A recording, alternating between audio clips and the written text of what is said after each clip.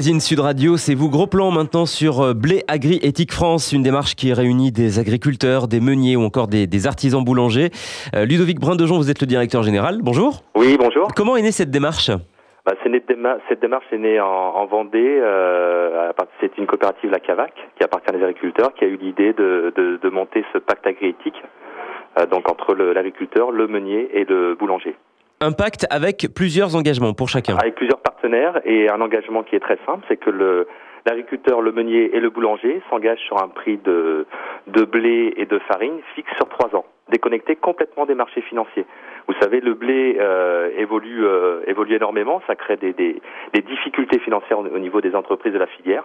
Et nous, on a fait le pari finalement de se déconnecter de cette spéculation et finalement de sécuriser les entreprises de la filière blé, farine, pain, et donc de sécuriser les emplois de manière très locale. Pour que tout le monde y trouve son compte. Exactement, un juste prix équitable entre tout le monde et que ça soit gagnant-gagnant. Vous l'avez dit, il y a beaucoup de spéculation autour du prix du blé, c'est-à-dire que pendant 3 ans, rien ne change, tout est figé ? Exactement, pendant 3 ans, l'agriculteur, le meunier, le boulanger s'engagent sur un prix fixe de blé et donc de farine. Mais c'est vraiment possible ?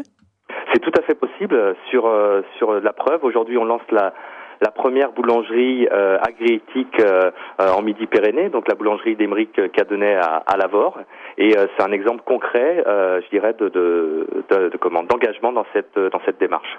Comment ça se passe pour l'artisan boulanger qui vous rejoint ? Il doit évidemment respecter le pacte d'Agri-Éthique France, se fournir auprès de meuniers bien particuliers, respecter certaines obligations. Voilà. Alors pour le boulanger, donc pour la boulangerie Émeric Cadenet à Lavore, c'est très simple. Il s'engage sur un prix de farine sur 3 ans avec son meunier qui est Moulin de Rivière, qui est à 30 km d'ici. Lui-même qui s'engage sur un prix de blé fixe sur 3 ans avec l'épice Alvagnacois qui est également dans un rayon de 30 km. Donc on reste sur une filière très, très locale. On reste au niveau local. Alors on est avant tout destiné sur un message consommateur. C'est vraiment le consommateur qui aujourd'hui, en venant dans la boulangerie d'Émeric, il fait le choix d'adhérer à nos valeurs et finalement d'acheter du pain dans une boulangerie qui a fait le choix de se déconnecter des marchés financiers. Alors que pour la grande majorité, ce n'est pas le cas. À la grande majorité. Aujourd'hui, c'est unique en France. C'est unique en France. On va dire, on est les premiers à fixer des règles, à expliquer aux consommateurs que finalement la spéculation, c'est pas le métier de l'agriculteur, c'est pas le métier du meunier, c'est ni le métier du boulanger. Et nous, on souhaite faire le pari que sur 3 ans, on peut se déconnecter de cette spéculation qui est néfaste pour nous. Au bout de 3 ans, comment ça se passe ? Au bout de 3 ans, c'est très simple, on peut renouveler le contrat. Donc là, aujourd'hui, on a un contrat sur 2013, 2014, 2015.